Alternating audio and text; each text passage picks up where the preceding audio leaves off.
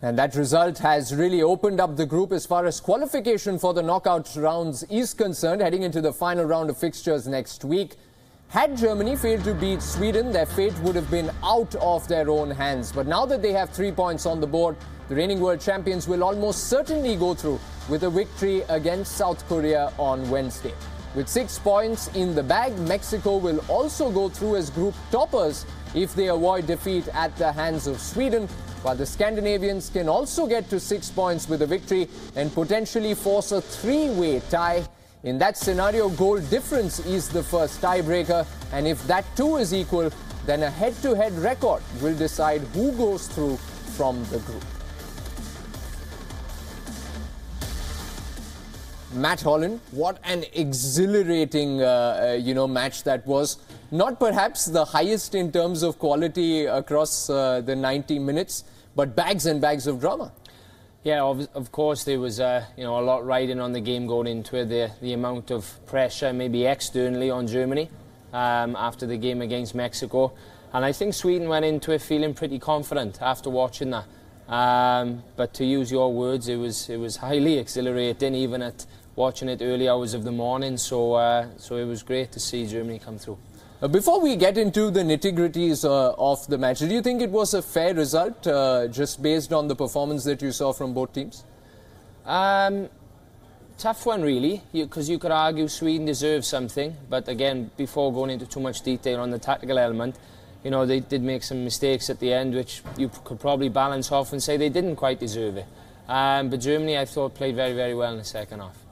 You mentioned the Swedish mistakes, and that was going to be my next question, because, taking nothing away from Toni Kroos and that spectacular free kick that he scored, Sweden would feel like one, shouldn't have conceded the free kick in the first place, and two, surely they could have defended it better.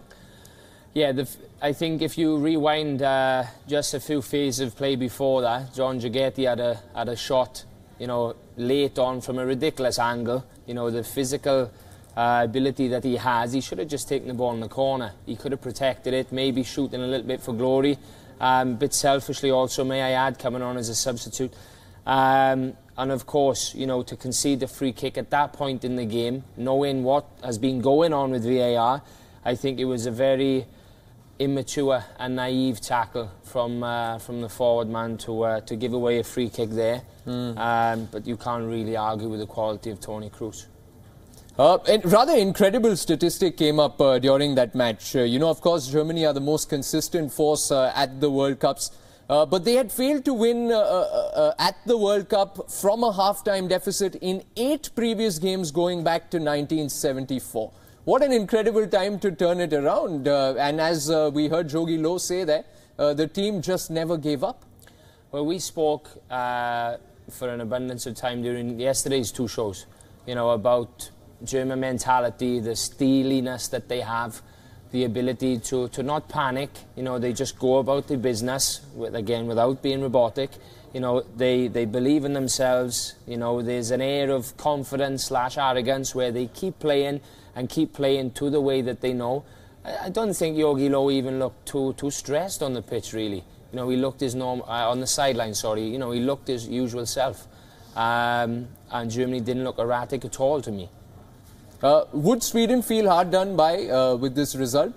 Because there was a genuine penalty claim on Marcus Berg in the 15th minute, and another baffling scenario, Matt, where we didn't see the VAR being used, for what appeared to be a difficult decision to make on the field. I think 9 times out of 10, that's a penalty.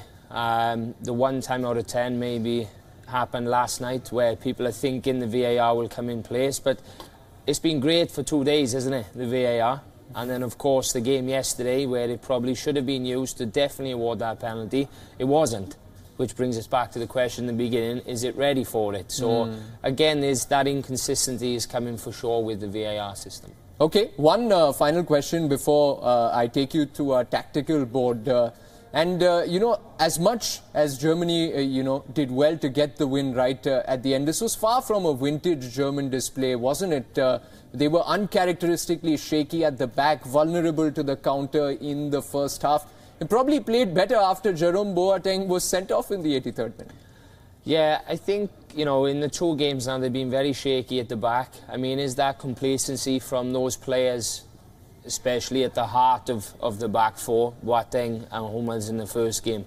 Of course, Boateng, Hummels didn't play this game, but, you know, they looked shaky. I mean, Boateng is a player with a lot of ability anyway, but he does have that slight slip in him, that silly mistake. As you saw later on in the game, with his caution and his sending off.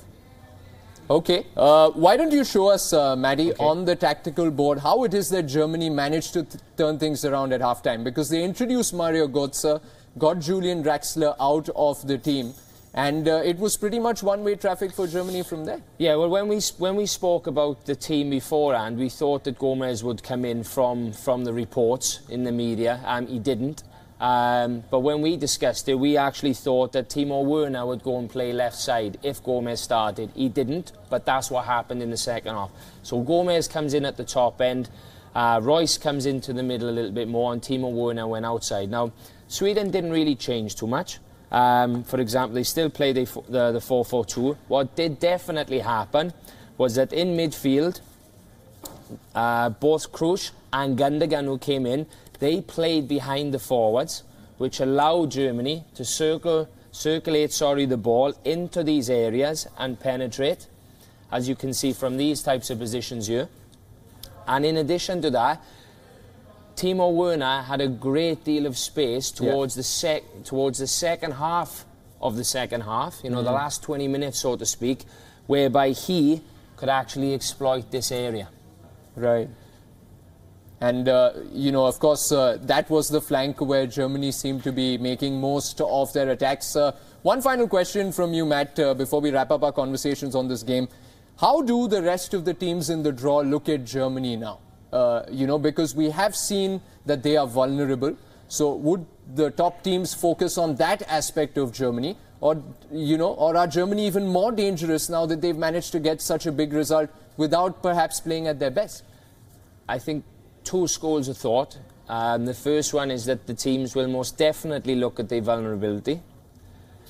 But the second thought, for me personally, is that I don't believe now that Germany will continue to show these weaknesses. I think last night was a big turning point in the game. That sole moment of Toni Kroos, who is not just Mr. Consistent, but how to find the word for it. He's a 9 out of 10 player every game. Yeah. Club or national team. He hasn't been in 2 games, but that moment is a 10 out of 10 moment. Yeah.